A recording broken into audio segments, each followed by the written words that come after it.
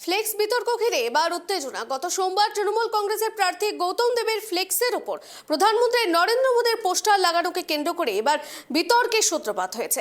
এই ঘটনার প্রতিবাদে গান্ধী মূর্তির সামনে প্রতীকী বিক্ষোভ দেখান গৌতম দেব। পরবর্তীতে ঘটনাস্থল পরিদর্শনে যান বিজেপি বিধায়ক শঙ্কর ঘোষ। সেখানে গিয়ে পুলিশের সঙ্গে তার তর্কাতর্কি শুরু হয়, যা দ্রুতই ধাক্কাধাক্কিতে রূপ নেয়। ঘটনাকে কেন্দ্র করে এলাকায় উত্তেজনা ছড়িয়ে পড়ে।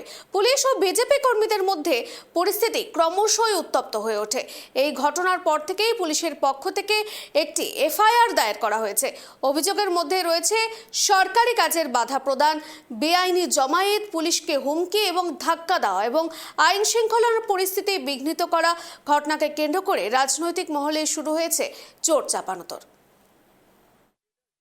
সিসিটিভি ফুটেজে যেটা পেলাম, কিছু মেয়ে কিছু ছেলে ওখানে সমস্ত ইয়েগুলো লাগাচ্ছে, আপনার যেই স্টিকারগুলো আছে সেগুলো লাগাচ্ছে। তো ওনাদের কাছে ন্যাচারালি জিজ্ঞেস করতে আসলাম, আপনারা ওনাদের সঙ্গে কথা বলেছেন, ন্যাচারালি ওনাদের সঙ্গে জিজ্ঞেস করতে আসলাম যে আপনারা কি ওখানে লাগিয়েছেন কিনা, এতটুকু জাস্ট।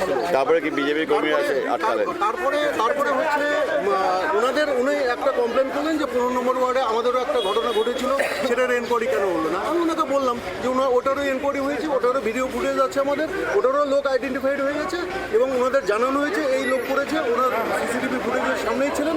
ওনারা বললেন যে এটা পাগল আছে, আমরা জানি। আপনাদের কি আটকে রাখা হয়েছে আপাতত? না না, আটকানো কেন হবে? গাড়ি আটকে দেওয়া না হয়েছে? না, কেন আটকানো হবে? কোনো গাড়ি আটকানোর কোনো ব্যাপার নেই এখানে।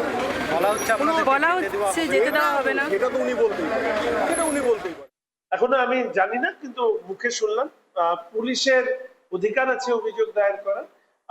তারা নিশ্চিতভাবে, যদি আমি কোনো অন্যায় কাজ করি, ভুল কাজ করি, কোনো ধরনের খারাপ কাজ করি, তাহলে তো অভিযোগ করতেই পারে। তবে ঘটনাচক্রে এইটুকু বলি, আমি আগামীকাল এই বিষয়ে পুরো খতিয়ে দেখব। যিনি এসছিলেন তিনি পুলিশ, সেটাই আমি জানতাম না। সিভিল ড্রেসে ছিল, আমি জানি না যে সিভিল ড্রেসে পুলিশ এভাবে যেতে পারে কিনা। 2 নাম্বার শুনলাম নাকি উনি আগে আমাদেরই কোনো পার্শ্ববর্তী থানায় ছিল এবং তাকে কোনো কারণে ক্লোজ করা হয়েছিল।